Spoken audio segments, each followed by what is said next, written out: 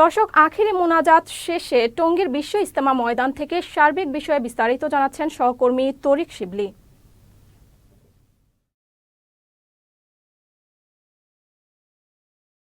জি, আপনাকে ধন্যবাদ।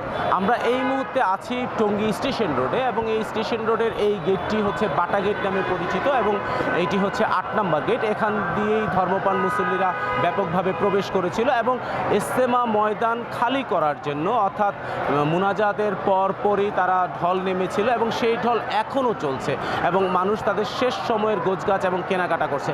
আমাদের কাছে একটি জিনিস সবচেয়ে বেশি যেটি চোখে পড়েছে সেটি হচ্ছে যে একসাথে অনেক মানুষ বাড়ি ফেরার চেষ্টা করার কারণে যেই বিষয়টি দাঁড়িয়েছে তা হচ্ছে প্রচুর পরিমাণে বাস এবং মিনি বাস, অটোরিকশা বিভিন্নভাবে এখানে ভিড় করেছে এবং সেই ভিড় করার কারণে এই স্থানটি পুরোপুরিভাবে জাম হয়ে গেছে। যদিও আমরা মিডিয়া সেলের সাথে যোগাযোগ করার পর জুবায়েরপন্থী মিডিয়া সেল আমাদেরকে যেটা জানিয়েছে তা হচ্ছে যে তাদের কাছে আগামীকাল মাগরিব পর্যন্ত সময় রয়েছে। সেই মাগরিবের মধ্যে তারা পুরো মাঠটি খালি করবে এবং খালি করার পর আইন প্রশাসন শৃঙ্খলা বাহিনী সেই মাঠটি বুঝে নেবে এবং পরবর্তী যে সাতপন্থীরা ইজতেমা করবেন তাদের কাছে বুঝিয়ে দেওয়া হবে। দর্শক, আপনারা কিন্তু দেখছেন যে কত মন্থর গতিতে বাসগুলো স্টেশন এলাকা দিয়ে বের হচ্ছে এবং দীর্ঘ লাইন বাস এবং মিনি বাস, এরপরে মাইক্রোবাস এগুলো সিরিয়ালি দাঁড়িয়ে আছে। এর কারণটা হচ্ছে যে ওই পাশ থেকে আবার ট্রাফিক সিগন্যালের কারণে ছাড়া যাচ্ছে না। আবার অনেকগুলো বাস যত্রতত্র দাঁড়িয়ে থাকার মূল কারণটা হচ্ছে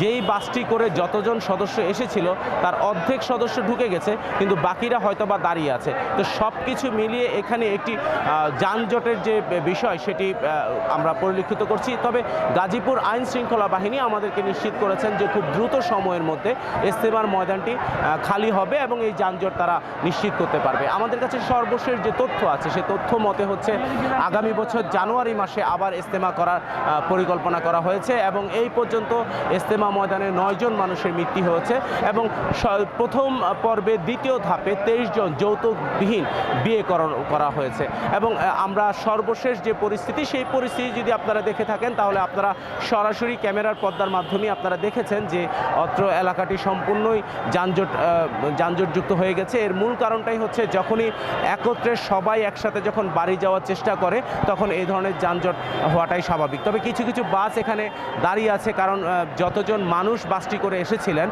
সেই দলের কিছু সদস্য বাসে উঠেছেন এবং কিছু সদস্য তাদের শেষ সময়ের গোছগাছ এবং কেনাকাটার জন্য উঠতে পারেনি। এই ছিল সর্বশেষ আমার কাছে।